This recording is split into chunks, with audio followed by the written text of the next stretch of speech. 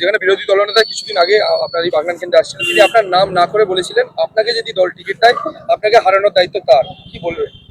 আমার কিছু বলার নেই, তার দায়িত্ব তিনি দায়িত্ব পালন করুন। আমি আমাকে দল দায়িত্ব দিয়েছি, আমি আমার দায়িত্ব পালন করবো। তা উনি তো দায়িত্ব নিয়ে গেছেন, আমি তো দায়িত্ব দিইনি।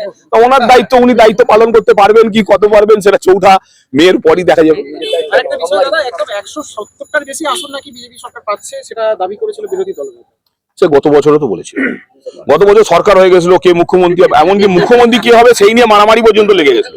দেখুন 2011-র পর থেকে 2016 সমস্ত সংবাদপত্রে বেরিয়েছিল সূর্যকান্ত মিশ্র ছক্কা মারছেন। ভোটের রেজাল্ট কি বেরিয়েছিল, কে ছক্কা আর কে গোল সেটা দেখতেই পেয়েছিল মানুষ।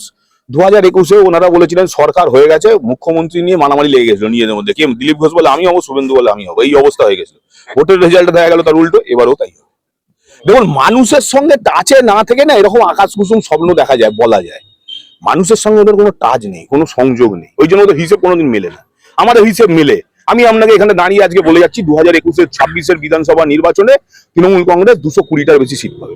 আপনি মিলিয়ে নেবেন, চৌঠা মেয়ের পর আপনি আমার সঙ্গে দেখা করে বলবেন যে আমি যে কথা বলেছিলাম সে কথা সঠিক না মিথ্যে। আপনি মিলিয়ে নেবেন, বুঝবে কি করে? ওদের 30 জন হচ্ছে সিআরপিএফ সিকিউরিটি ঘিরে রাখে, মানুষ ওদের কাছে যেতে পারে, কথা বলতে পারে। আর আমি বেরিয়েছি, আমার সঙ্গে ওরা ভোটের প্রচার বেরোবে, 30 জন সিকিউরিটি গাড়ির ওপর বসে হাত জড়ো করে করে চলবে। মানুষের নার্ভ বুঝবে, মানুষের নার্ভ বুঝলে মানুষের কাছে যেতে হয়। ওরা মানুষের কাছে যায় নাকি? ওদের মানুষের কাছে যাওয়ার সৎসাহ যায় কিসের এত ভয়? আমি যদি জনপ্রতিনিধি, আমি মানুষ আমাকে নির্বাচন করছে, মানুষে আমার এত কিসের ভয় যে আমাকে 30টা সিকিউরিটি নিয়ে ঘুরতে হবে? আমি তো 30 সিকিউরিটি নিয়ে ঘুরছি না। শুভেন্দু অধিকারী বলছেন যে 26-এর নির্বাচন তৃণমূলের বিসর্জন, তার উত্তরে আপনি কি দেবেন?